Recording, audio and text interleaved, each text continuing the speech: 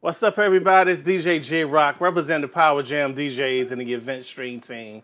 Tonight, we're doing a live discussion about the Rane 12. Some call it a recall, some call it a firmware update, customer courtesy, send your stuff back and get it. I don't want to say fixed, but yeah, I guess it is fixed, right? But I got a panel of talented DJs that's going to be joining me. And so, without further ado, I'm going to bring them on the line. Let's go. What's up, gentlemen? What up, what up? Hey, how you doing? Hey, man. All right, in 2 minutes or less, take a second and introduce yourself. Tell everybody where you're from, what you spend, all that good stuff. All right. DJ D Spaz, representing the 757, Virginia. Born and raised New York, VX to the end, no doubt. But I'm rocking the Rane 72 and the Rane 12s. Love them, no problems. Oh, all right. DJ OK. My bad. DJ OK, repping 856, South Jersey. South Jersey in the building. South Jersey. DJ Tony Rome representing the Boogie Down Bronx, doing corporate events, hip hop events, and old school. All right. And of course, DJ J Rock, representing at Power Jam DJs, lighting, live streams, rocking parties, kicking ass, taking names. Oh. All right. Oh, Taking names. I'm feeling like, who won the fight last night? Goes to show how much I pay attention. I'm feeling like the winner, though, whoever won. I guess it was Saturday night, though. Yeah, Saturday night. Yeah, see, I'm all off. Missed the whole day. I slept yesterday. hey, gentlemen, have any of you taken a look at that Odyssey case? I'm sorry, that Odyssey coffin. The coffin. That they keep pushing. I saw that picture. No, I'm sorry, not for no $800. I'm not. Don't it remind you of the Pro X case? And J Rock will tell you for the NS73 that's just convertible as far as the open ended on in the front for the mixer. Yeah, it does. It looks exactly like it. But how are they charging $800 though? $800. That's apparently what the price is supposed to be. And it takes 1 to 2 weeks to make because it's custom made per unit. So that's my understanding as to why they're so expensive, because they're not mass producing them like they do all the other flight cases. Because apparently it's specific for the 72, which is essentially a 12-inch mixer, and the 12s, which are a shorter turntable. And they're not sure how many get units going to sell, right, so they don't want to make $800. Yeah. So they want $800. But and according to their Instagram page, if you want more customizations to it, the price goes up. So you're gonna be buying a new 72 by the time you might as well get a whole new setup. Get a backup.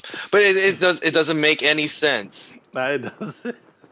You know what I mean? You're charging almost 3 times as much versus what you already have out, as opposed to just saying, hey, look, our 12-inch mixer will fit the 72.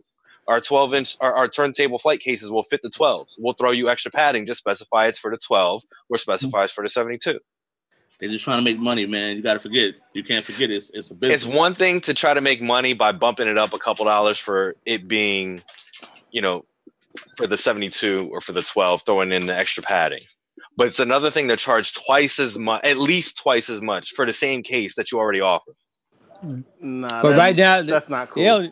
They only players in town with the case. That's why they're doing it. That's not entirely true, because Pro X not done. Pro X isn't done, but Magma has a coffin out already. It's not in distributors yet, but Magma has a coffin. They had it at one of the music conventions in Germany. Yeah, but we're saying for sale. They're the only people that have one for sale right now. So that's if you can find it through distributor. The only distributor I know that has the option to order them is AGI Pro. I mean, of course, AGI Pro. Big up to AGI Pro. They had everything on lock. They had everything. They had the Rane 12s on lock. They had the 72s on lock. That's where I got my pre-order. AGI Pro DJ. They got everything, man. Yeah. I'm gonna wait for the Pro X, and that's not because their logo is on my screen. It's just because You sure about that, buddy? That's not a paid sponsorship. It's not a paid sponsorship. It's like over the last 6 months, I've been transitioning all of my cases to Pro X. My moving heads are in Pro X. My QSCs, my K12s, and my 152s are in Pro X Road cases. I just like to be uniform. My mixer board, hold on, I think I got a shot of this mixer. I can't show it right now, but whatever. My Midas M32s in a Pro X Road case. I just want everything to be uniform. That way when I get my labels printed, you know, it's on the honeycomb cutout. And so I have a question for you. I'm sorry, go ahead. Oh, well, I was just going to ask because I have looked at the reviews for certain cases that Pro X does versus other companies for what they do. And my concern is that a lot of them have the same impression. They say the build quality is great, you know, the fit and finish looks great, but when it comes to actual equipment in it, the equipment actually ends up moving around compared to some of the Odyssey ones or the Magma ones. I've had Odyssey cases, I had Chauvet cases. As far as build quality is there, as far as durability, the quality is there. It's like, so then how about actual security for the equipment? Is there. Okay. It's like my moving heads, I have 8 of these $1,500 moving heads, and they're all in Pro X cases. Haven't had an issue. Okay. Yeah, hold on. And the only Pro X case that I own was for my NS7 III. Had no problems with it. Never shifted. The only thing that ever happened is that when my case accidentally flipped upside down, there's room. So my plates came off and I had to put them back. But that's the only issue that I ever had. I don't think I've ever had anything flip. Because once I put it in the trailer, I just ratcheted it to the sides. And no, that was my fault because I wasn't watching what I was doing. Oh, user error. Yeah, it was a user error. And I threw my 181s on the side of it and it flipped it over. So you know when you throw them tanks in there and I didn't realize that Pro X case was first. Because usually it's like the third to the last thing that I put into my truck. But I said, okay, I put it in there. I shouldn't have put it in there. And I moved one of the 181s. All I heard was, I said, oh, shit. All right. That was the only issue. Yeah, I haven't had any issues. Okay. Yet, knock on wood. Now, speaking of issues, I know we had to restart it, so let's pick back up on the 12. The 12 issues. Okay. Now, out of about, I would say 98 times that I tried intentionally hit the button, something I would never do at a gig, 98 times, I was able to create the issue one time. And outside of that, I haven't seen the issue. So, J-Rock, it only happened to you once out of both decks? Once out of both decks. Okay. It only happened to me. Well, I only tried it once on each deck, and each time that I did try it, it worked. I mean, it did it both times. I didn't try it no more. That was enough for me to see. I didn't have to keep trying it. I'm not stressing it. I didn't send mine back. I have my labels printed. They're not going nowhere. They're fine. I'll never hit stop and start and spin it back at the same time. I'm not into all that if I did, but I'm good. I did it on one of my decks about 2 dozen times. It repeated 4 times and then just disappeared. On my other deck, I did it 2 dozen times and it did it once or twice and then didn't do it anymore. Tried it a different day, did it a dozen times, never happened. So either it's just something that I was looking for the first time. Maybe I didn't look for the first time. Maybe I didn't put enough pressure on it. I just spent it back. Nothing happened. I saw one video. That thing moved so fast. It looked like the speed beyond the 78 backwards. And this is I gotta show you that link. If I find that link again, I think I saved it. But this thing was going fast, like a little motor engine. I said, "Oh, come on!" They do. Yeah, no, they do go back fast. They do. So I did it the first night when everybody was talking about it. When I finally saw how it's actually done, I did it within 30 minutes on the right on my right deck. I was able to get it to happen about 4 times within 30 minutes. Oh wow! Now within that same 30 minutes, my left deck only did it twice. So I mean, obviously there's a lot of variables in place. Who knows which one it is? But then, and that was what, I guess Friday or Saturday. So then yesterday I had a little bit of a session with one of my boys because he wanted to test everything out, see how he might get the 12s or whatnot. And so I showed him. I said, hey, look. And for about 5 or 6 tries on the right deck, it took me to do it about 5 or 6 times, and then it finally happened. And then on the left deck is probably around the same amount of times, and it happened. So, but then we went about our session, practicing cuts, and then just blending here and there. And then after he left, I said, let me try it again. And it seemed like, at least in my experience for my 12s, it seemed like the right deck started to happen more consistently the more I tried it.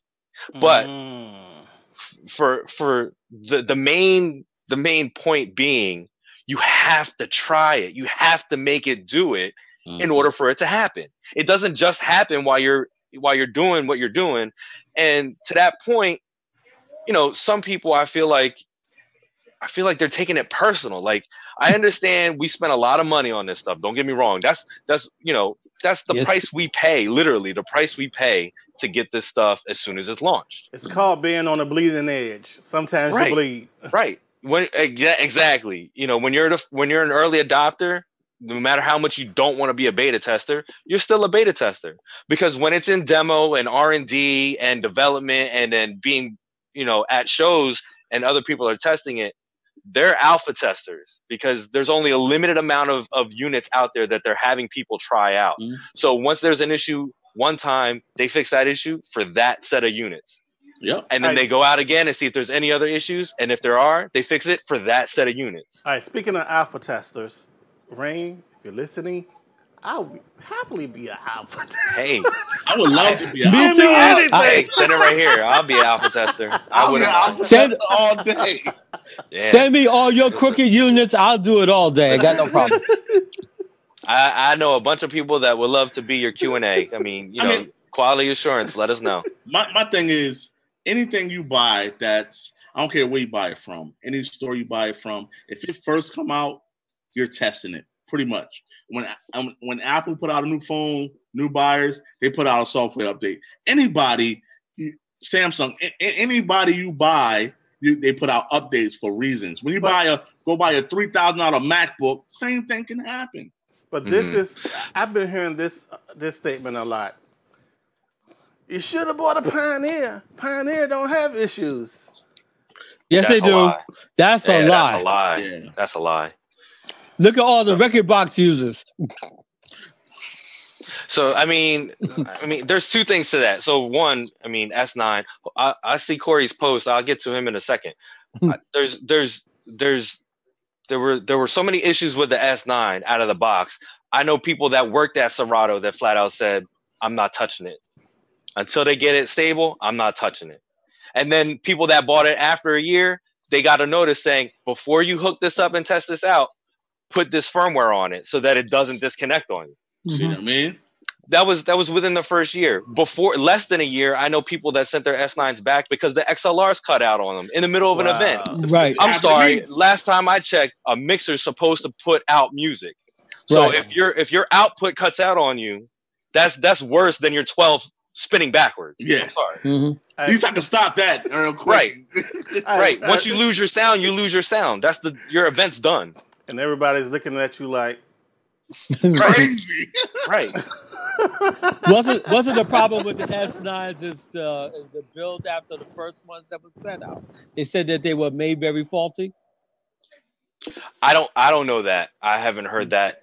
I know the paint was chipping off. The paint was coming off. They said it was built very bad. Yeah, the paint coming off. All right, real quick. I want to shout out the comment box on YouTube, the chat box. Shout out to T Mac. He says $800. Nah.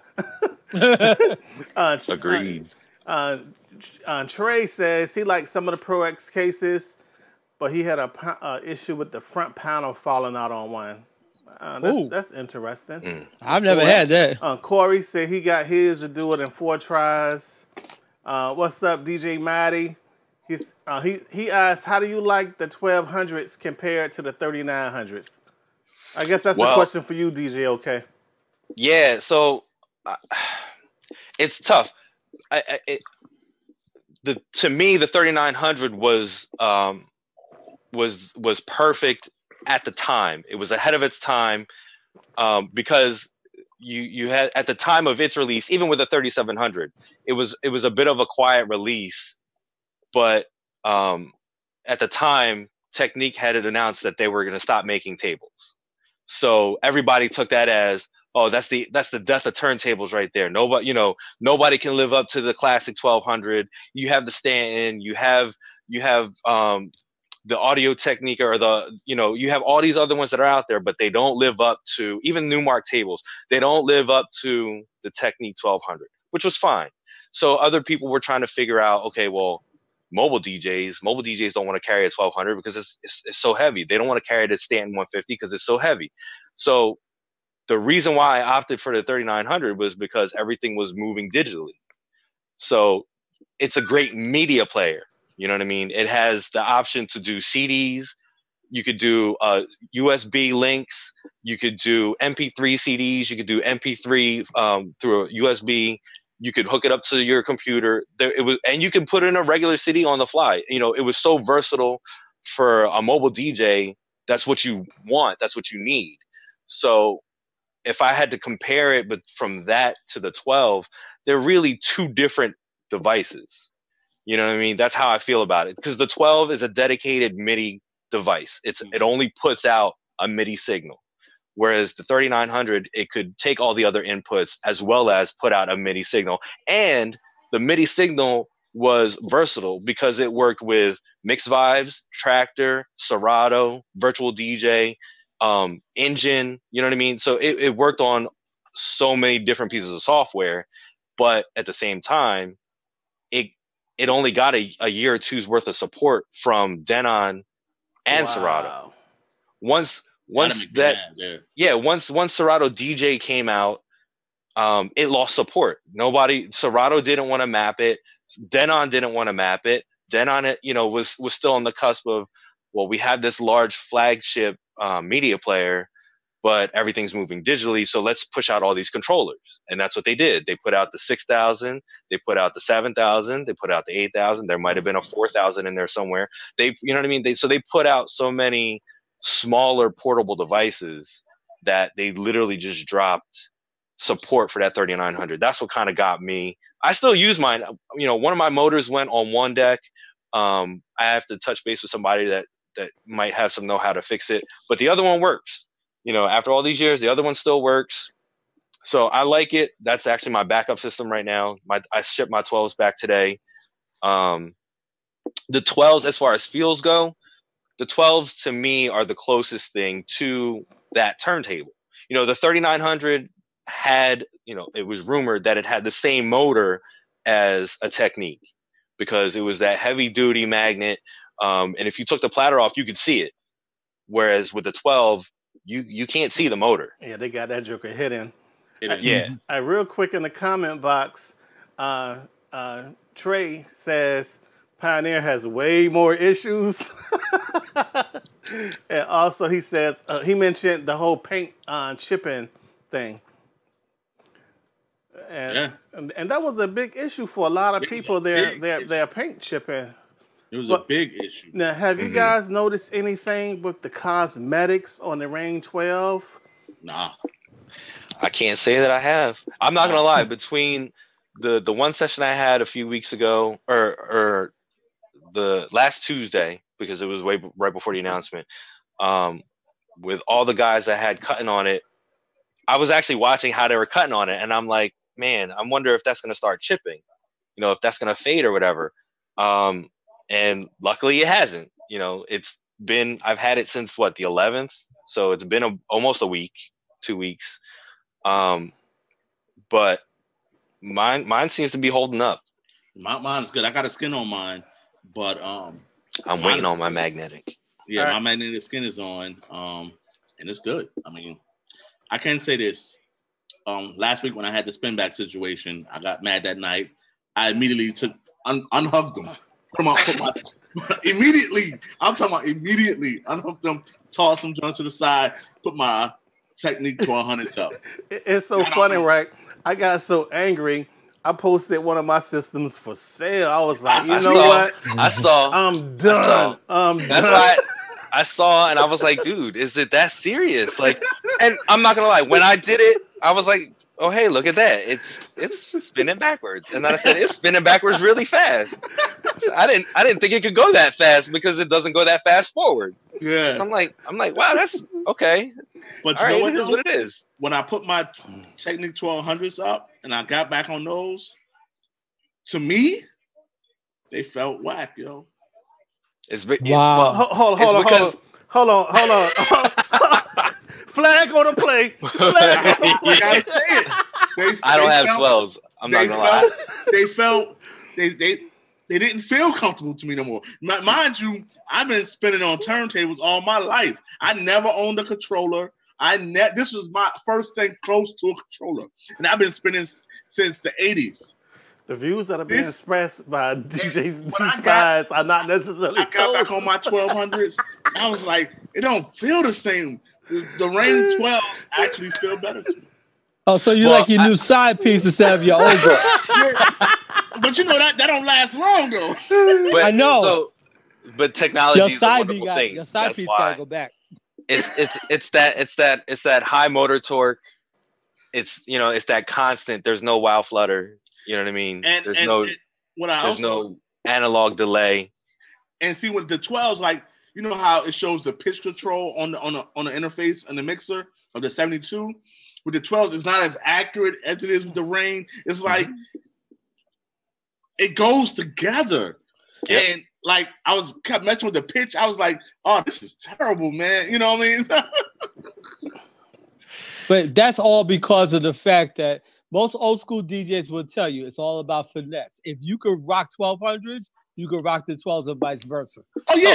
I can rock anything I get on. Right. Like, I go to the club, my boy be spinning. He got a Newmont NX7 2 or 3. I mean, I get up there and I'm cutting but I never owned a controller. But I can own that. But I tell you, the 2 times I felt like I was cheating on my 1200 is the first time I had an NS7, the original NS7 from Newmont. I said, "Ooh, I like this shit." and then when I big back to my 1200, my 1200s gave me that side eye. Gave you that side eye. But one thing that really made me feel guilty is that after I saw J-Rock get his NS7 2s and his 3s, and I said, okay, I'm gonna go back to my side piece. And I fell in love with the NS7 3s. Now, I didn't touch my turntables for about a year. Now, I'm gonna be honest with you. Wow. When we grabbed the NS7 II, it just felt like the perfect bridge between 1200 days and the new digital DJ days. It did. The motorized plotter. And then when the NS7 III dropped and they fixed all the issues as far as the audio interfaces and all that, it was rock solid. And then Rane messed around and did us a disfavor by releasing this joker right here, the Rane system. Then with that, I was like, you know what? This is really the best of both worlds. Yeah, it is. And so it was like I had to do it. Here's my question. That's how I felt about the 3900s because it had that moving platter, it had that strong motor, and it had that vinyl feel. But everything you could put into it was digital, except for the CD. But and the 3900s were the 9-inch plates, right? Yes. Yeah. Well, the 3700 had the same size, but the 3900 was the better version because there was so much you could do on the fly as opposed to having to reset it or turn it off to switch modes on the 3700. Right. Now, real quick, we got a question. Trey wants to know if anybody has hooked up CDJs to their 72 yet. Right No. now, I don't have CDJs, but if somebody want to bring some CDJ 2000 Nexus 2s, Hey, you want to bring them up? I'll try those too. or some CDJ 900 Nexus over. Yeah, and Trey. and let me bang on them for like 2 weeks. I'll let you know how it works. Trey, my 3900's running HID. Denon calls it hybrid mode, but so I'm actually gonna hook mine up. Not tonight. It's getting late for me, but I'll probably do it tomorrow as soon as I get home and see how it feels with the 72. Because the last I don't have cases yet, much like a lot of people. So the setup hasn't left my house. I mean, that's kind of a lie, but I was able to squeeze the 72 into one of my CDJ cases for my 3900, and it fits. I'm like, hey, cool, it fits. I could transport it, but I like to rock within the case to keep my setup clean, and there's no room for hookups in the case. So I didn't take it out for my event on Saturday, but I'm gonna try it out. I'll see how it goes. Y'all know I'm impatient. I couldn't wait for cases. We done talked about like 3 or 4 times so far, but because I didn't have cases, it wasn't looking the way I wanted the setup to look, so I ain't really take a lot of pictures. But yeah, once the cases come, it's game over. So is everybody getting coffins? Or everybody getting separate cases? What are y'all doing with cases? That coffin is heavy. It's a dead body. It's a dead body. That honestly could. Oh, heck no. So you getting separate cases, Tom? Yeah, I told you my optimum setup is get 3 cases where I can hook them up like Transformers. That's what I want. Okay. I'm actually debating because I keep reading different things, but from my understanding, now Pro X has a scratch suitcase style coffin or transport case, right? But I like the fit and finish of the Magma version because the Magma one has the extended handle. The Magma one has a wider wheelbase, and the wheels actually seem to roll a little bit better. And from what Magma is saying, their case fits a 12-inch mixer. So with that being said, if the Rane 12 and the 72 can fit in that, then that's what I want to get. My ultimate setup for cases was going to be a scratch suitcase and then a separate case for the other deck because I'm done carrying a coffin. I'm not trying to lug a body out of a bar at 2:30, 3 o'clock in the morning. I never carried I always had separate. Well, my plan is to get the Pro X suitcase. Hopefully, Pro X will release it. They have the Rane and the 72 in that, the 12 and the 72 in that. Then have a matching single Pro X case for the second 72. Do the 2 cases and keep it moving. Well, the reason why I'm getting 3, I'm gonna go with the 3 is because I might feel like taking my Techniques out, and if I don't have a separate case. I got to take the Techniques and a Rane. So if I get it separate, I can just grab my 72 and take my 1200s. You see what I'm saying? Makes sense. So that's why I'm getting 3. And my reason for it is I want to take my S9 with me. Because sometimes certain mixes sounds better on that S9 than that 72. And I've been swapping them out. I like my 12s hooked up to my S9. But I know I can't get certain of those features unless I put the 72 in there. Real quick, we got a question in the YouTube chat box. It looks like Dak YDD007 says, so no one thought about phase plus turntables over the Rane 12?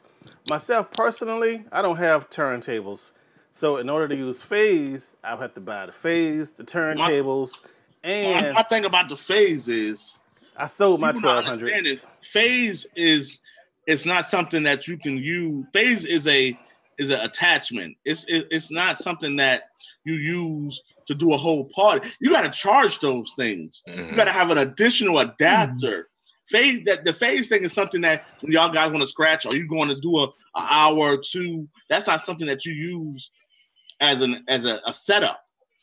Yeah, it's cheaper and it probably is going to be a good product. I probably will get it more than likely, but don't put the phase setup and the Rane setup in the same category because it's two separate things. For me, I think the phase is for people who owns a turntable and owns the mixer and don't want to do needles or whatever. Yeah. Or had an option that had do that, not use needles. But if you don't own turntables, I don't see the phase It's no need. being It's a no good need. buy. It's no when I need. got to buy a mixer and a deck anyway. It seems like it'd be a good product. He says that the battery life is like 10 to 20 hours. From what I read, it was 8 hours. From what I read, it was 6 hours. Oh, damn. So, I mean, I guess it depends on when you read it, and you know what I mean? But I'll say this. I like the concept of the phase because, like J-Rock said, if you already own a pair of turntables and you're okay with taking them out, phase is probably your next best option to cut the cost on needles. Because needles, I mean, listen, needles are expensive.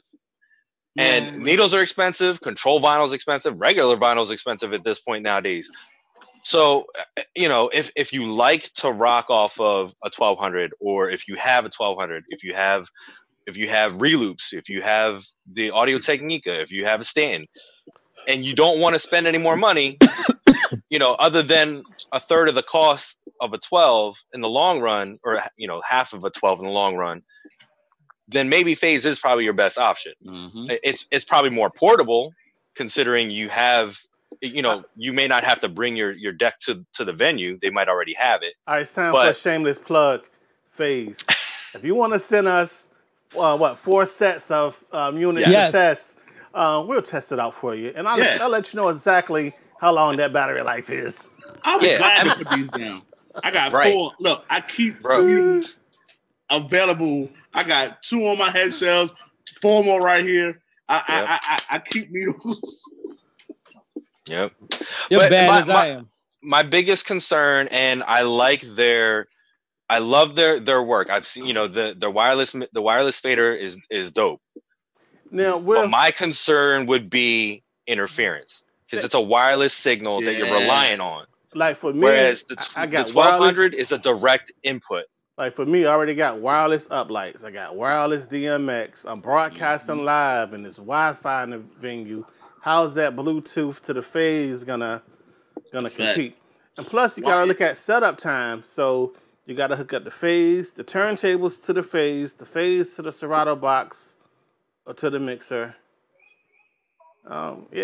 It's to each his own. It seems like it can be to each their own. I'm not knocking it. I'm not. I like I said, when I first saw it, I was thoroughly impressed. It looks like a great product. If that's the only addition to your setup that you need, but for me, my concern would be the interference, the charge time, and I mean, as far as convenience goes, when you have a 12, you're plugging in one cord into the mixer or to your hub, and then your hub into your computer. With the phase, you're still putting together an entire setup. So me personally, I don't like to have to sit there and say, okay, this wire goes where, this wire goes where, this one's doing what. I just want to be able to plug it in, set up, be done. That's just me. And the only other reason that I decided not to do any testing with the phase or buying any is that it's Bluetooth, and there's always latency problems with Bluetooth. Always. See, now I will say this: everything I've heard about latency with the phase is virtually non-existent. Okay. But my only rule of thumb, or whatever you want to say, however you want to put it, when it comes to latency, there are so many different variables with latency, because a lot of people are saying, oh, the 12s had latency when I demoed it. The 12s had latency when I went to this event. But at the same time, the 12s came out 2 weeks ago. So the event you went to was their demo unit. The event you went to was before Serato 2.0.2 that was designed to work with the 72 and the 12s. The event you went to was their testing phase. But the worst part about it is nobody is putting 2 and 2 together to say, well, my laptop didn't have it, but his laptop had it. Because you control latency inside your laptop. So everybody's latency is going to differ. Yep. Right. All right, real quick, we're gonna shout out the comment box, the chat box on YouTube. DJ Trey says, J Rock, if you get any more wireless, you're gonna need to wear a special suit. Hey, don't let my wife hear that. She's already trying to get rid of Wi-Fi and microwave oven and everything. All right, we're gonna take a quick commercial break. Shout out to our sponsors, Y Event Solutions. We'll be right back.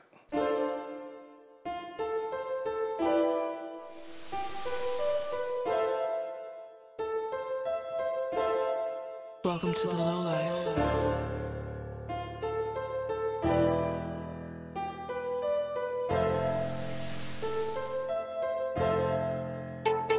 I can't hear y'all right now, but give me 1 second.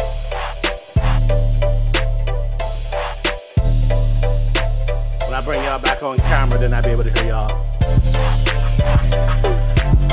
Okay, now rocking off to the commercial.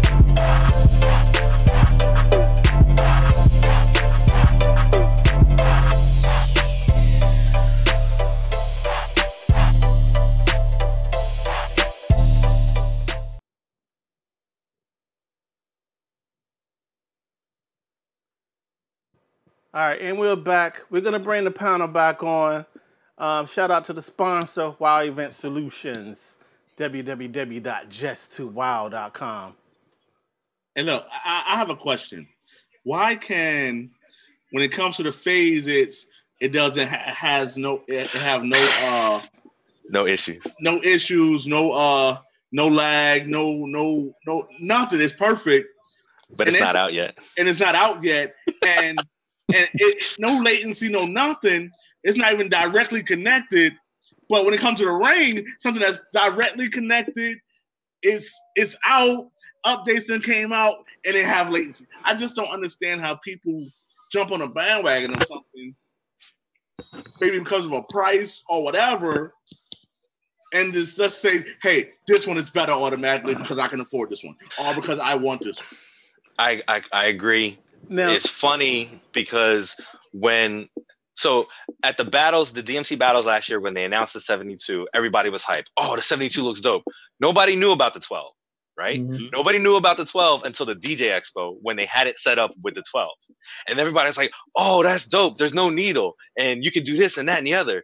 Oh, but then the salt in the wound was, but they got it in a case. We can't test it. It's not ready.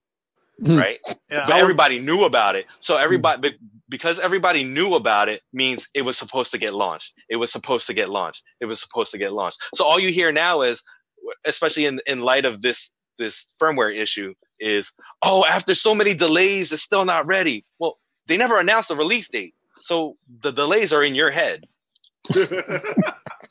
All they said was, hey, look at our upcoming products. They never said, this is going to be out on this date. Oh, you know what? We can't do it. Oh, you know what? They didn't do that. Yeah, quick question. As it relates to Rane support, what type of experience did you guys have when you called? Or did you call? Yeah, I called. I had a great experience. When I called, I was in the car, actually, and I didn't have my serial numbers with me. Mm-hmm. So he said, when will you have them? I said, you know what? Give me about an hour. I'll call my wife, get her to take a picture of it. He said, well, I'm going to set up a callback time for you. He called me back at that time, or maybe a little bit before. I gave him the information. He said, you're going to get 2 emails.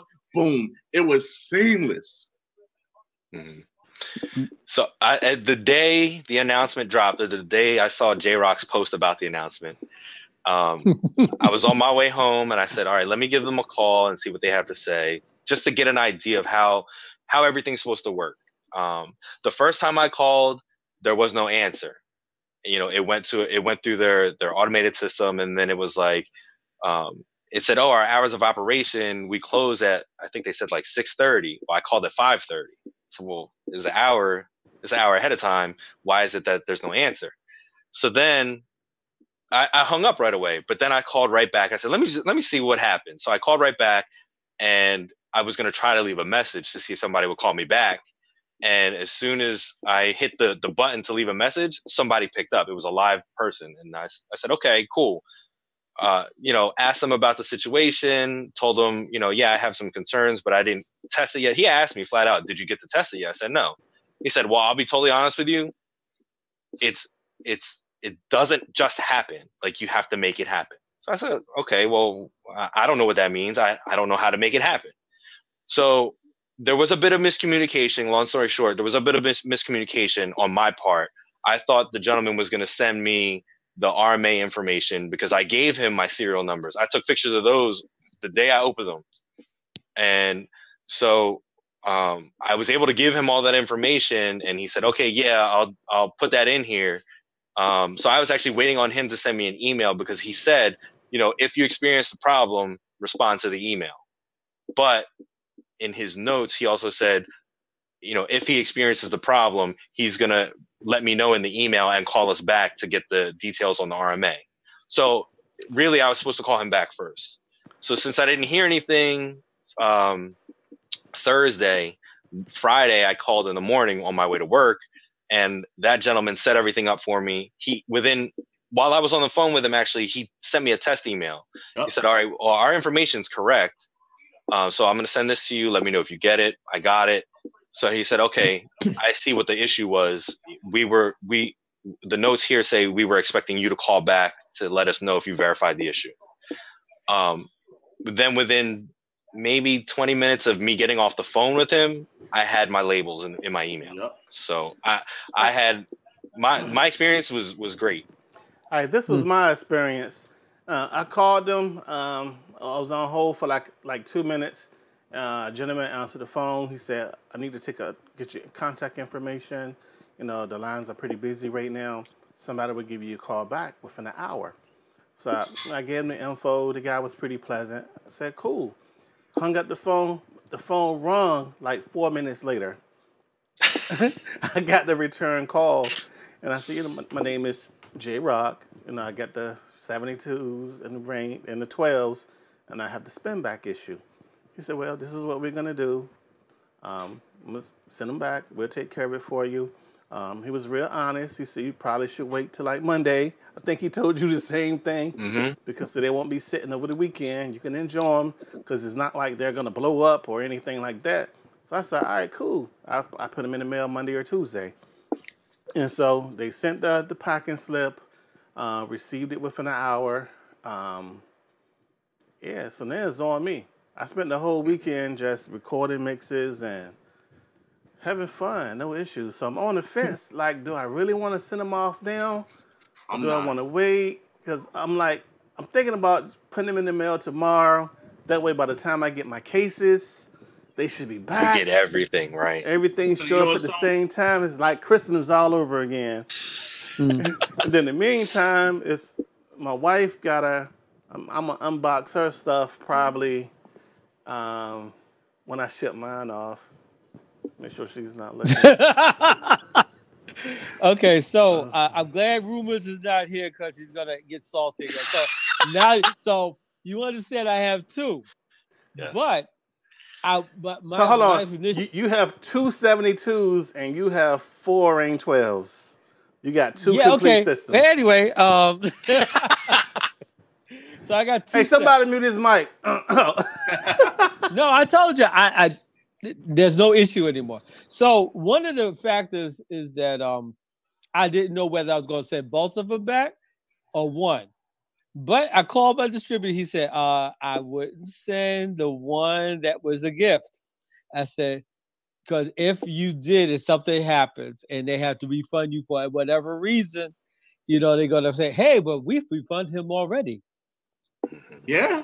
So what I decided to do is take the one that I paid for to send it back to have fixed while I'm having fun with my demo. Oh, must be nice. Yeah, right? You suck. I'm sorry. That's why I'm glad Rumors ain't here because he be salty. He be salty. Now, but with the response I got on the phone from support, this is the easiest I've ever had to deal with any of my DJ equipment when it came to Rane support. Everything took probably about 10, 15 minutes, and about maybe half an hour later, I got my labels in the email. Now, quick question. Rane took a whole lot of flack for with this whole firmware issue. would you guys have preferred that they not tell you and let you have this problem than tell you, and when you call support, they go ahead and fix it for you? Or do you like how they was proactive and they communicated that there's a potential issue, you could have this problem, but this is the solution, it's not going to cost you anything but some of your time? Okay. I'm halfway on the fence with that. A certain part of me wish they wouldn't have said nothing. And then if it happened, I mean, because if they wouldn't have said nothing, Ignorance is bliss. Start button. Yeah. How many of you would have hit the start button and spin it back on your own? Because exactly. it was only one person that I saw a video for with that issue. Me too. Only one person. So if they wouldn't have said nothing, and if it happened to you one time, you would have called them and they would have took care of you. Yeah. And that would have been it. But since they went out and put it out themselves, that made the whole world say it's a problem. And I think that to adults, it helped them sell. But to kids, pretty much, it hurt them. Mm-hmm. So I wish, I thank them for the way they handled it, but the other side of me is saying they shouldn't have said nothing. Well, my experience is like this.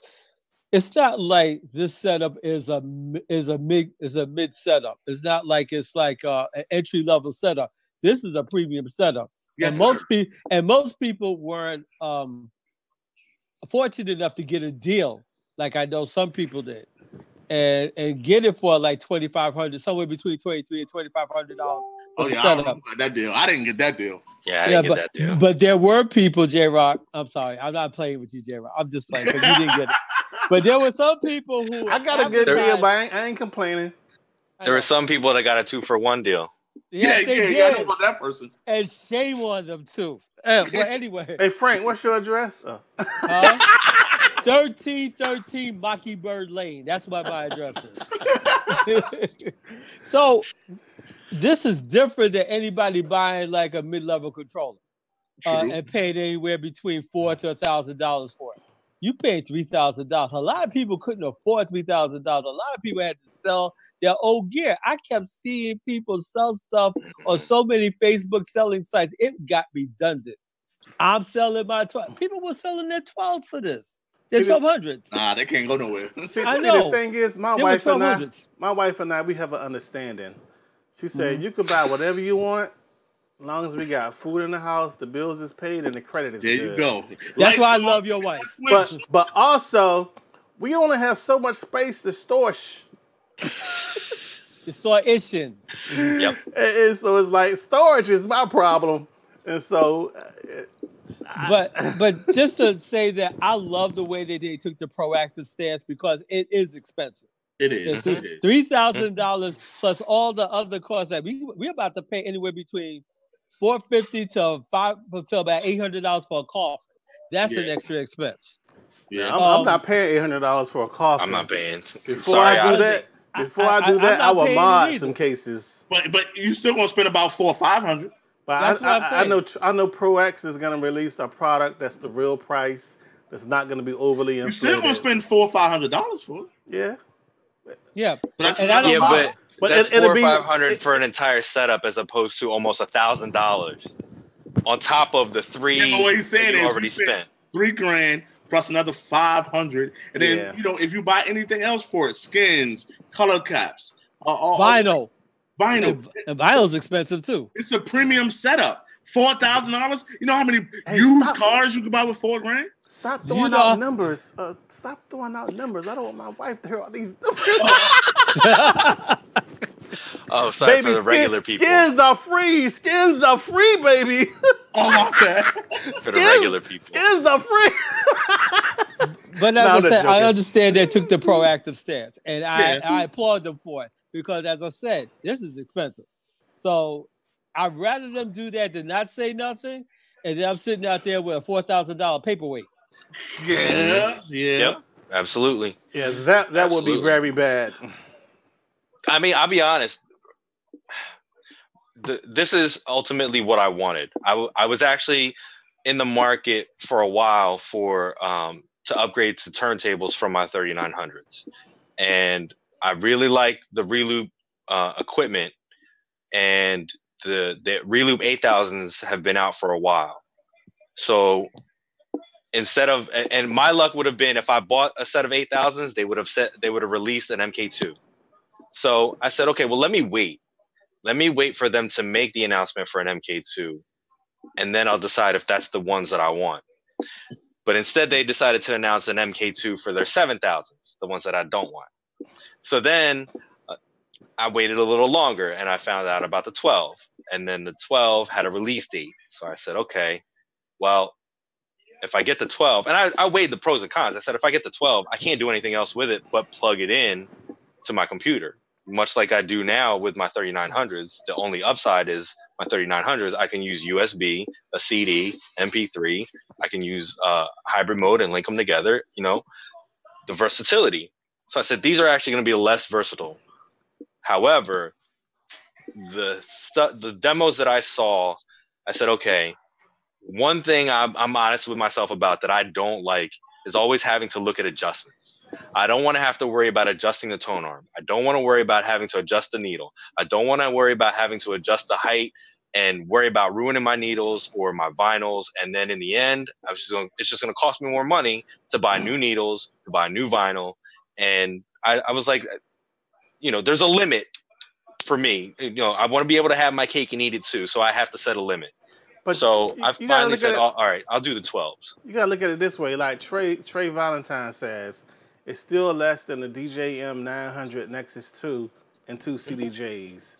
Look at the Pioneer RDZ, the one with the touchscreen video screens on it. Oh, the tank. Yeah, that controller was $3,000, And so it's, for me, I'm a gadget head. I like the gadgets. And I love the NS7 III. Oh my goodness. That's up until the Rane system came out, it was my favorite thing to spend on. And so was mine. So, but now, with this system right here, it's like the best of both worlds. The full-size platters. You got, what is it, a outstanding mixer. It's man. Premium setup. It's a premium setup. Yep. Even though it might go 70 miles per hour backwards. If I try really hard for 100 times, it might happen. But like I said earlier, I showed a friend of mine on Sunday, and that's the first thing he said to me was, well, how often are you going to do that? You know what I mean? How often are you going to sit there and just start and stop and pull and do a pullback, especially on the platter? Most people that do a pullback, they do a wind down with the vinyl itself. You know what I mean? If I wanted it to do it slow, to be honest, I would probably hit turn the motor off, kill the motor, and do a pullback. Yep. So it's it don't even matter to me. At the end of the day, they're fixing the issue. The customer service response, in my opinion, was outstanding. And as a customer, who spent $2 on the system, I can't complain. Got a question for you, gentlemen. Do you see this Rane setup becoming the standard for the DMC battle? I'm gonna say I would love to see it. I would love to see it too, but with all the problems, especially because there's some turntable tricks that I've done where I had to spin back. And can you imagine doing a spin back and all of a sudden you hear reverse Alvin and the Chipmunks? I'm gonna say they're gonna try to push it. Mm-hmm. They already are. If you look at all the DMC battles that have happened over the weekend and the last 2 days, the winner, the first, and I think even the second place, gets one of these Rane products. Mm-hmm. Sponsorship. That's why I was gonna bring it up. Sponsorship money speaks volumes. Yeah, Rane is all over this, all over the battles. They're one of the big names as a sponsor for the battle. They're a title sponsor. So you would have the option to use a 12 or a 1200, I guess. But looking at the like, how often did you guys do needle drops and things of that nature? But back in the day, yeah, I did a lot of it, but now, no. Yeah, now I'm not. Honestly, now half the stuff I did back in the day, I don't do now. No. I want my job to be as easy as possible. Yes. Yeah, and for me, I don't claim to be a turntablist. You know, I claim to be an entertainer. I'm gonna rock your party. I'm gonna do some blends. I'm gonna talk some on the mic. You know, I'm gonna light that mother up. You know, but at the end of the day, it's like, if it's not the system for you, fine, keep it moving. If it is the system for you, have fun, rock out. Have fun, rock out. And I think that, you know, the Rane system, I mean, it's the best to me. It's the best on the market right now. It's nothing touching it to me. Yeah, hold on. In the chat box on YouTube, what's up, DJ Chucky Madness? What's up, DJ Premier? Chucky Madness just asked, do we think Pioneer is going to incorporate the phase system into their mixers? Or do you think Rane would be open to it? Why? In short, I would say no, because they would have to form on the back end, not even on the front end. On the back end, they would have to form a partnership. On the business side of things, they would have to say, okay, you guys develop this. Now we want a piece of that pie to put it in our equipment, and we'll give you a kickback. That's the only way I can see them doing that. I can see somebody buying them up and absorbing them and maybe decommissioning them. Yeah, like Reloop. I see Reloop doing it, though. Yeah. I don't even know if I see Reloop doing it, to be honest. Really? Yeah, because if you look at certain companies like Mixars, Thud Rumble, or DJ Tech, they like to put out quality products at a low end, because they know there's two markets. There's the high end market, which is what we ended up going with, and there's the low end market that appeals to brand new guys as well as traditional guys that like analog. I have the Thud Rumble mixer, which is the DJ Tech, the DFS1. It's a basic, it's a basic 2-channel analog mixer.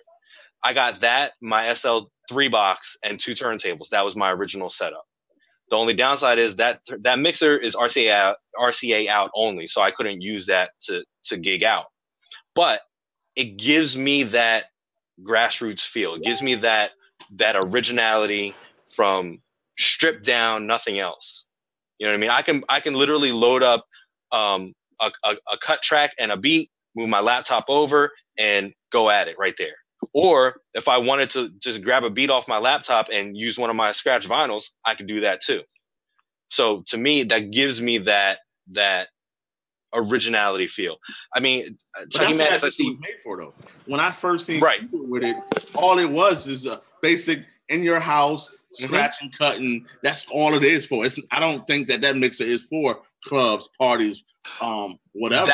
That one in particular, no, it's not. But they did release other ones after that did have XLR outs, that did have buttons on it, that were made to work with DVS more conveniently than this one, so that you could use it out. And they still were, I think, like $100 to $200 more than this. I mean, this was like $200 when it was first released. You know what I mean? So you're looking at something that basic, that simple, that still gets the job done. Yeah. Versus these flagship devices. I mean, Chucky Madness is saying past the partnership. Can we see them doing it? I'm still gonna have to say no, because the logistics involved is one big name versus a low end name, and not to take away from MWM. I know they put out a quality product. I'm just saying the back end of it is that the business side of it is what's going to drive it. So, and there has to be an exchange and an agreement in order for them to do that kind of thing. Now, yes, the Rane boxes were the SL boxes were standalone devices. Yes, they were the originator, in my opinion, as far as I know, to do pair up with hardware and software. I know. Virtual DJ had the option to do it with any interface. So you could do it with M Audio, you could do it with Stanton, you could do it with, there was one other one. I know you could do it with them, but they were also an independent, like an open format software. But at the same time, if you really want to get into it, that's why a lot of people shit on Virtual DJ. Yeah. Because it's so versatile. A lot, you know what I mean? I'm not gonna lie. I started with Virtual DJ just to practice my beat matching. But it was so versatile that to me, it was actually more than I needed. I didn't need karaoke. I didn't need video. All I needed was to be able to hit a cue point, beat match, and go back and forth. Now, real quick, with the phase system being integrated into a mixer, you still have the issue of how you're going to charge it. Even if the receiver part is built into the mixer, you still got to charge. So you would still have to have a separate charging adapter, or maybe the mixer got some slots where you slide them in and they dock. But that means you have to take your mixer out the case or whatever to charge it for your gigs. Logistically, I don't know how they would do that. I mean, I see Pioneer doing something like what Denon did, you know, a turntable, or whatever you want to call it, like that. But because all it is, even the Rane setup, it has the phase built inside of it. It's the same thing. Yeah, I don't think Pioneer is going to drop anything that's going to take away from their CDJ market. Because they winning right now with that. They don't want to step on their own toes. They're winning right now with that CDJ market. Now, real quick, Mark Sounds. What up, Mark Sounds? Mark Sounds Audio Service. I had the pleasure of meeting that gentleman at the DJ Expo. He says Pioneer seems committed to doing their own thing with their own gear and their own software. He would highly doubt that they would do anything to break up that ecosystem. And I would agree with that. I would agree. They're winning right now with what they're doing. Why would they change it? Especially because they're still industry standard. Yeah. In most clubs. So. Yeah. Yeah, they own everybody's rider. That's the caveat you have to throw in there. They're the club industry standard. Because any other environment or situation where whether it's a battle DJ or scratch DJ, they're not, I mean, with the exception of the S9 and the boom of the freestyle event, nobody was running out to grab that 4-channel Pioneer 900. The only places that did do it were big venues, clubs, exactly. House DJs. Now, don't get me wrong, the 909, a lot of people like the 909. A lot of people were pairing the 909 up with a Serato box. But whose name was on the box? Rane. Yeah. True. The Beat Doctor says the problem with the Rane 12 has probably doubled the phase market. How so? Because everybody that got their 12s RMA'd for the firmware update are getting them right back. And for me, it's like previous owners. I mean, new owners. And plus, I see phase being marketed to people who own turntables. Right. Yeah, we already covered. Yeah, we said that. Yeah. And I don't really see the two competing for a customer like me, because I don't see it. Right. I mean, I'll be honest. I'm still, a part of me is still holding out hope for an MK2, an 8000 MK2. Don't know why, but I mean, I would like to upgrade my turntables just so I can have that drop needle. But I'm not gonna, if I get the 8000s, I'm not gonna run out and get the phase to go with it. You know, next year sometimes I probably get a pair of 12s and get them customized. And when we move in, I can't say where yet. And we're gonna have a music room with records and stuff. And I just envision a custom pair of 12s in the music room, so I can grab an album, and drop it. Mark Sounds wants to know if we can cover the first 40 minutes again. Just give a quick rundown. No, we can't cover that. But as far as the issue is, if the Rane 12s have a firmware issue where if you try for 100 times, pushing the stop button and spinning back, it may spin back real fast on you. And so far, that's the only issue I've seen with the Rane 12s. Yep. Outside of some user errors. Everything else has been user errors. No disrespect. But that's the only issue. And I mean, to add on to that, I guess, is some of the complaints at the fact that for the people that were able to make it happen, I'm going to stress that they make it happen, was the fact that they made it happen. You know what I mean? They found out, oh, this is what happens when you do this. Let me see if I can do it. Oh man, I can do it. This is poor quality. You told me how to mess it up, and I messed it up, and now it's your fault. Now, seriously?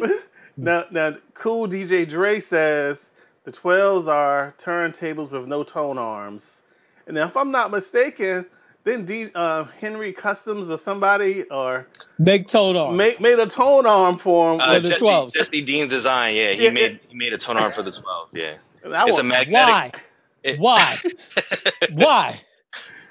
It was a chat on Facebook. People was like, "Are you going to buy the tone arm?" I was like, "Why?" I'm not understanding. Why would you? If I want to tone arm, you know why? You know why? Because he did. Because he can. Right, because he can. Yeah, but I mean, so my thing is this: if I wanted to be able to have a turntable that has cue points on it that I can hit, that has loops on it that I can hit, I'm getting the 8000s. Yeah. Loop 8000s.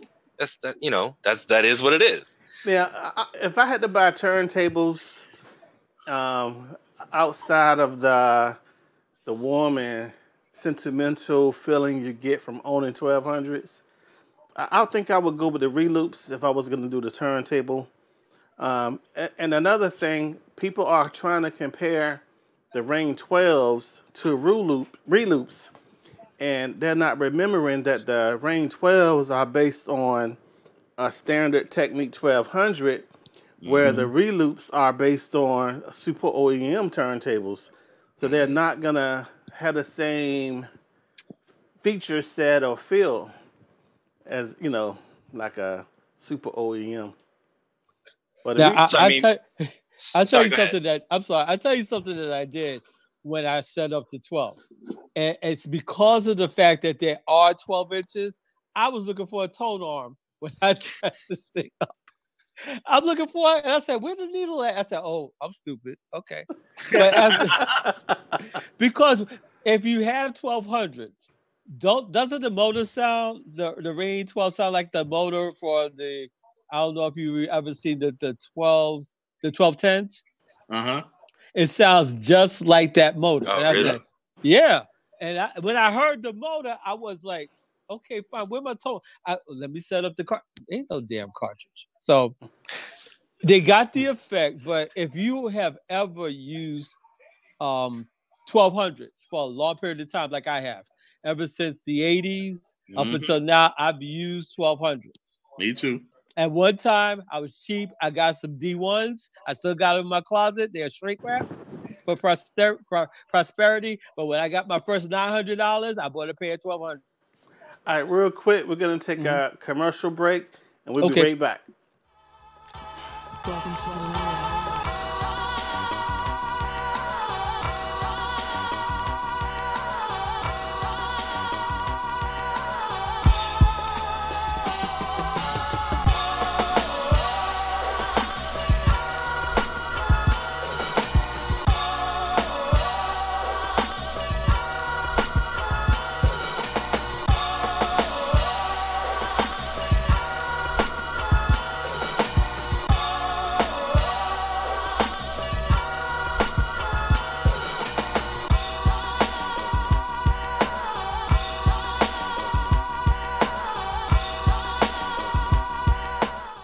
This live stream is brought to you by Wild Event Solutions and the Event Stream team. Be sure to visit www.jets2wild.com and eventstreamteam.com.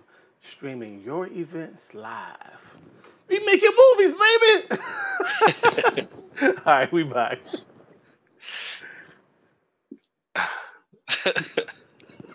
So, gentlemen, if you had to do it all over again, would you buy it? Yep, without a doubt. Me too. Without a doubt. Without a doubt. If I had to do it all over again, I'm gonna be honest and say I would do it again. Mm-hmm. I would do it again. I would do it again. Will I To be recommend? honest, Would I for me, recommend the sorry. 12s to people? Yes, in a Mhm. heartbeat.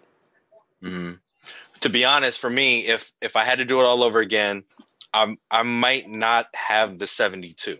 I'll say that. Because Wow. yeah, I know. Because well, I might not have it yet. Let me put it like that. I might have waited longer to get the 72. I bought my 72 first.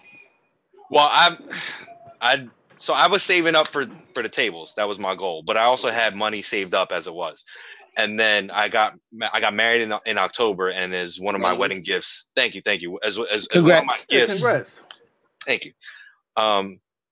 Yeah, as one of my gifts, my wife said, "Hey, listen, get a pair of decks. Get whatever decks you want. If you want the 8,000s, get the 8,000." And then the 12s. I said, "Oh man, that I ended up with the whole thing." I said, "Well, I already had money put away for the mixer or for tables, but now she's saying, here's some extra, get some tables." So I said, "Well, now I have the money for both, so I might as well get both."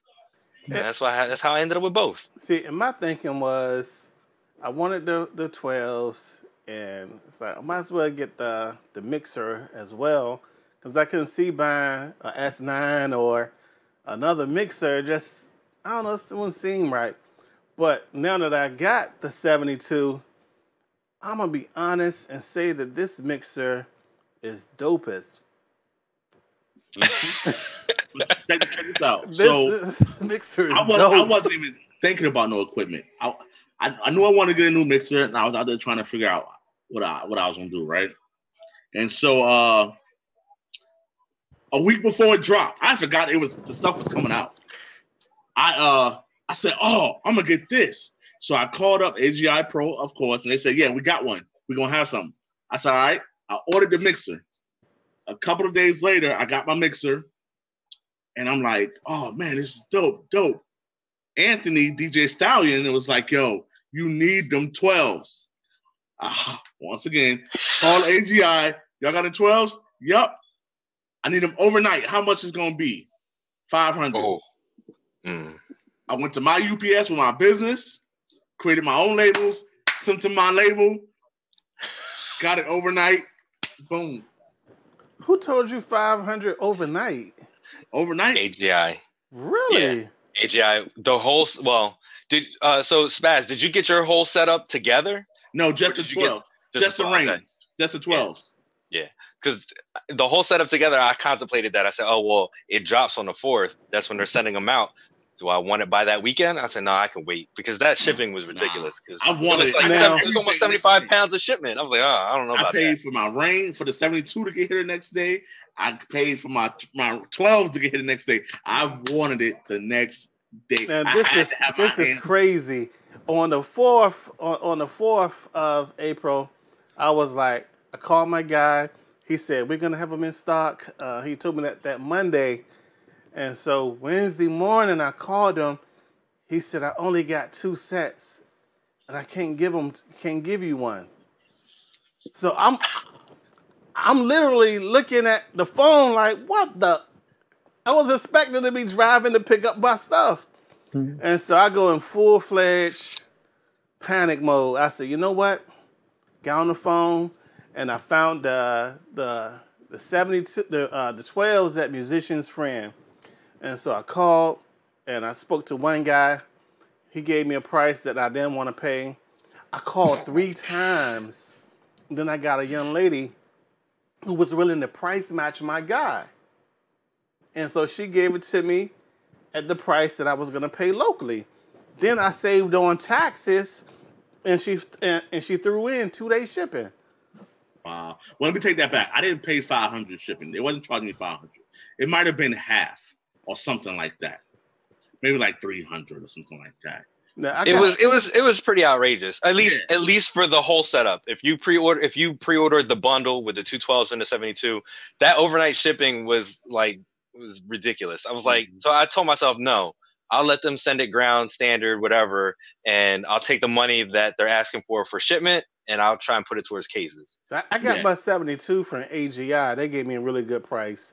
Yeah, I got a real good price on mine, I think too. I paid maybe $35, $40 for shipping. I ordered it on Wednesday, and it got here the next day. Oh, wow. You want to hit some of these questions in the chat? We do have quite a few questions. Yeah, I asked about Trey Valentine. And when I called them and I asked them about shipping, I was like, hey, can I provide my own shipping? They was like, send us a label, we'll get it out for you. And I sent them my own label, man. That's awesome. That's a good idea. All right, who we got? Let me go back up. So we got many comments in here. Shout out to K Hall. Shout out to Dre. Shout out to Trey. What Dre says? Oh, Check It Magnus says the Audio Technica LP 1240s is a pretty decent turntable. Cool DJ Dre says, who had the first motorized plotter? Was it the Newmark V7s? No, the Dennis came out with it first, right? Either the Dennis or the V7s. I don't remember. See, it's hard to, at least from my perspective, it's hard to say because I didn't know about the 3700s until I found out about the 3900s. Yeah. Okay. But at that point, I know the NS7 and the V7 had already been on the market. Now, Chucky Madness is asking about the shipments coming in May. From what I hear, the shipments that are dropping in May will already had a fix applied. Yeah. The May and June shipments will have a fix applied. Yeah, from what the Rane support told me, because I figured I'd ask because I know a couple guys that were interested in getting the 12s as well. So they said flat out that the anything that hasn't been shipped yet will have the flash firmware in it moving forward. Cool DJ Dre says you need a driver's permit to operate the 72.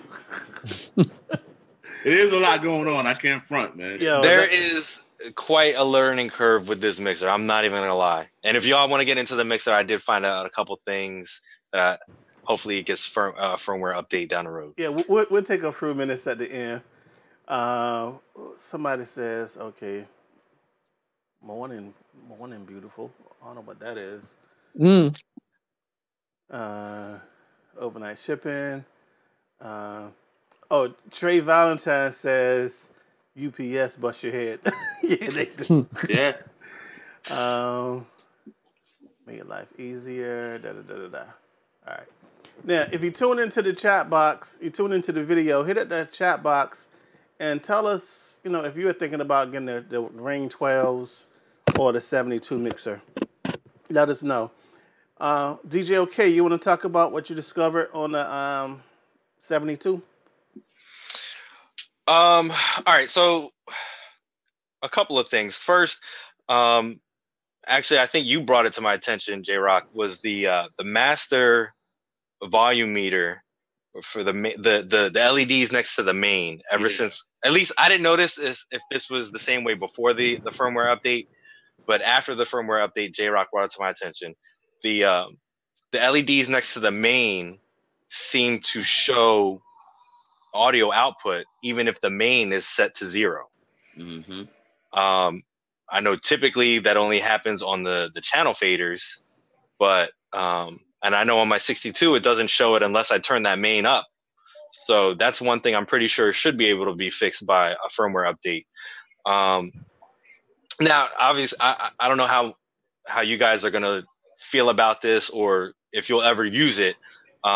I'm by no means am a turntablist, but I'm trying to get fundamentals and basic scratches down. So in the process, I wanted to see what these fader effects are like. And I'm currently working on my chirp. My chirp is all right. But I noticed, so I was able to mimic, at least on the left channel, I was able to mimic the pattern and the timing of the chirp from the fader effects. And you can do the crab up there too. Yeah, you can. I mean, all you really need to do is push the button and drag the platter. Yeah, but for you. I mean, it does sound clean. But I noticed that the timing in general is not always consistent. It's not always there. So there is still some technique or skill to trying to get it to sound like the exact the exact 2-click, 3-click flare, or the exact chirp, or the exact crab. However, on the right side of the 72, it's all off. So I can chirp fine on that side if I do it manually with the fader.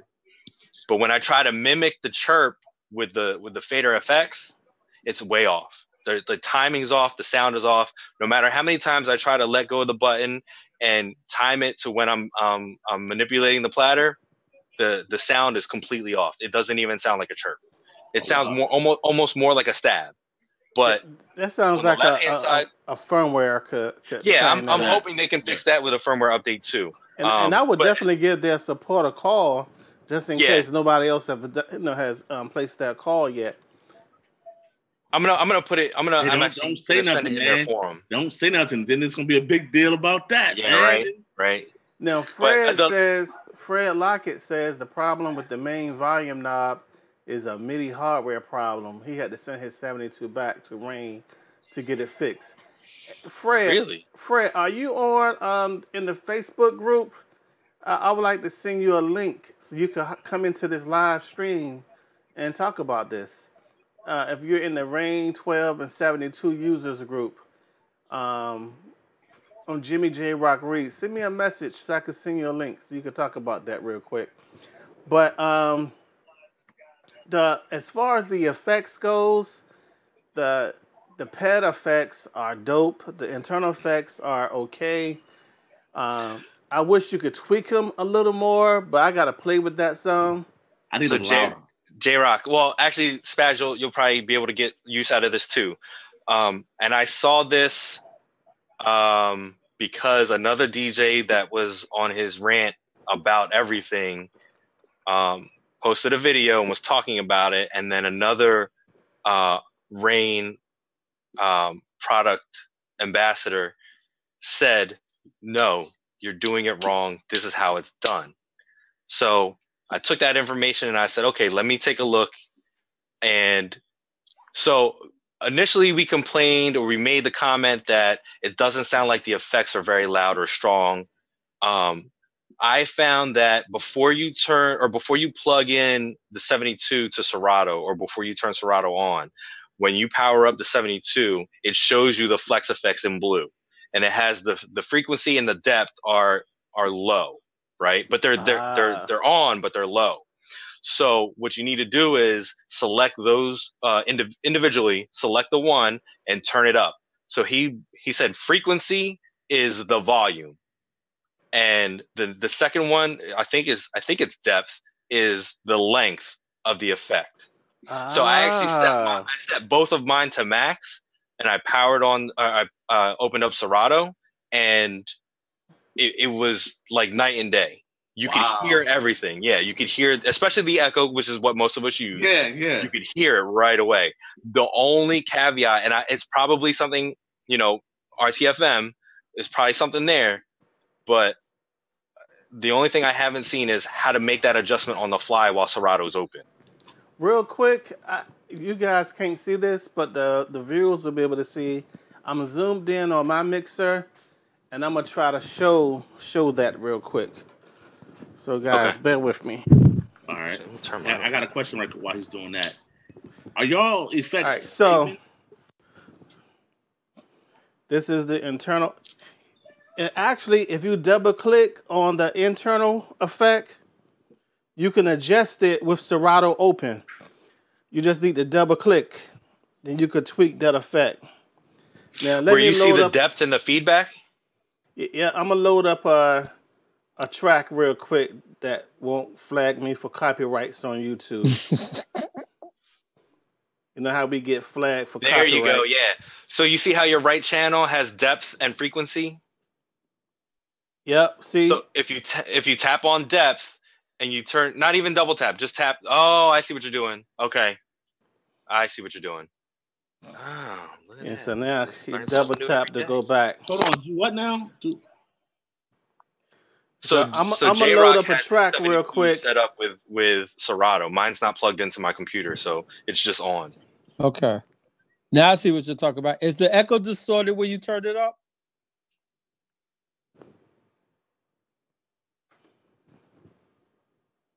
So depth is the duration of the effect, and frequency is the volume of the effect. I didn't see frequency. I saw feedback. Or I'm sorry, feedback. Feedback is the volume.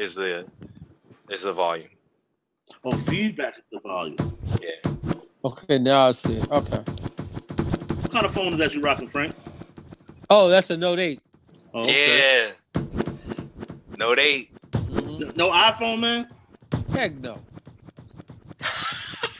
No, hey Frank, no. that's what I'm on right now. That's what I'm using. Yeah. So Okay, that's the nice. depth seems to control the tail. Yep. And the feedback.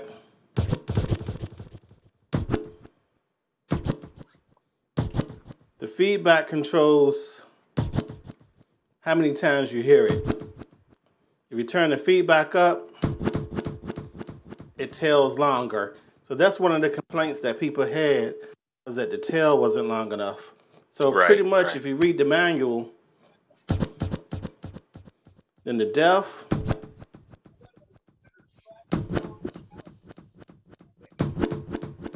is like the volume of that internal effect. Hopefully the live feed viewers could hear the difference. You just double click, you just double tap the screen to get in and out of that. Right. Okay. So, question: Are y'all setting saving when you close your 72? Mine not saving still. Now the issue with the savings of the effects, the Serato effects are controlled in Serato, so the mixer will probably never save those. Because I forgot how to get Serato to save the effect settings. I think you got to go in and single effect mode and tweak it or something. I don't remember, but I haven't noticed if the effects were saving on the internal 72 effects yet.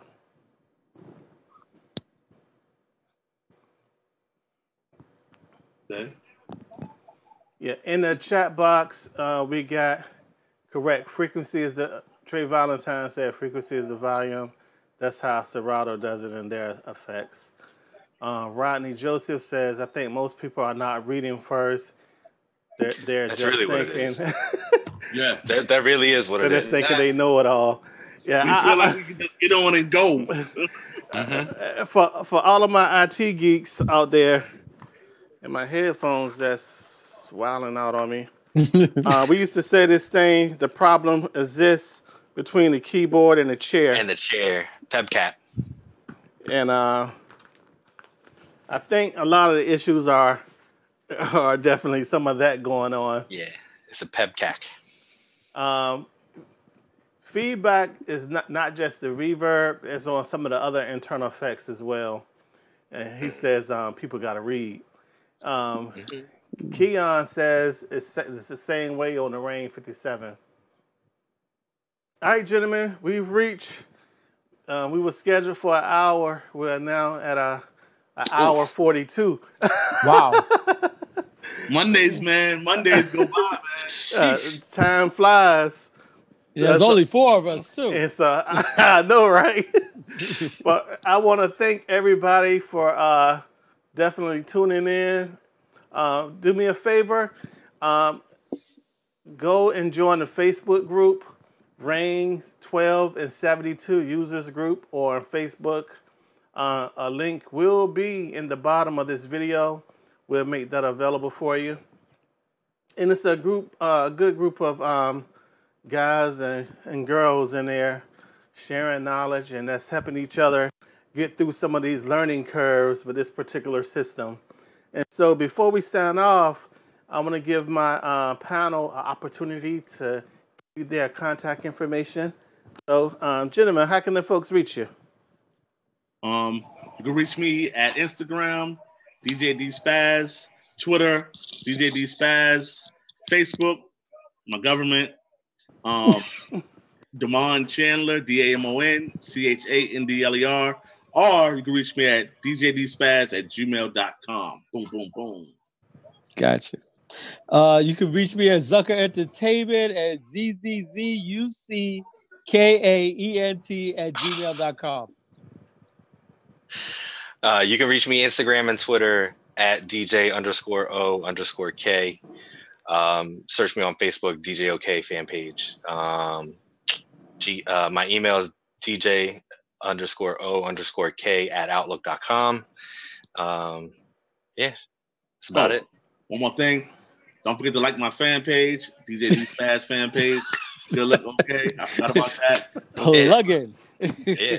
Hey, I'm gonna plug. Shout out to my team, Supreme DJ. Shout out to. All right. Real quick. Shout out to Zucker Entertainment and Slick Witted Productions. Trey Valentine says that God bless you. They came from down south. In Serato, save the settings. All you have to do is enable singular fat mode, make the settings you want, and save it to a bank, and then you'll be good to go. And you'll be able to edit when you go back to multiple effect view, it'll be there for you. All right, try that. And so once again, you can follow me on Instagram, Twitter at Play My Demo, Facebook, Jimmy J Rock Reed. If you see me in person, just call me J Rock. You sure? Just call me J Rock. Visit www.just2wild.com and eventstreamteam.com. Thank y'all for tuning in, man. The love is appreciated. And don't forget, Wednesday night at 9 p.m., we have another live show with a panel. We're going to be discussing protecting your gear from the elements, from theft, transportation, Mother Nature, all that. Your angry wife, don't let her. Don't let her find out the prices. Don't let her find your receipt book. But I appreciate y'all, man. Thanks for tuning in. Once again, shout out to my panel. Shout out to you guys, the viewers. And don't forget, visit my Patreon page. Become a Patreon today. So you can help us create more videos and do product reviews and things of that nature. And yeah, much love and respect. Peace. Peace. Have a good night.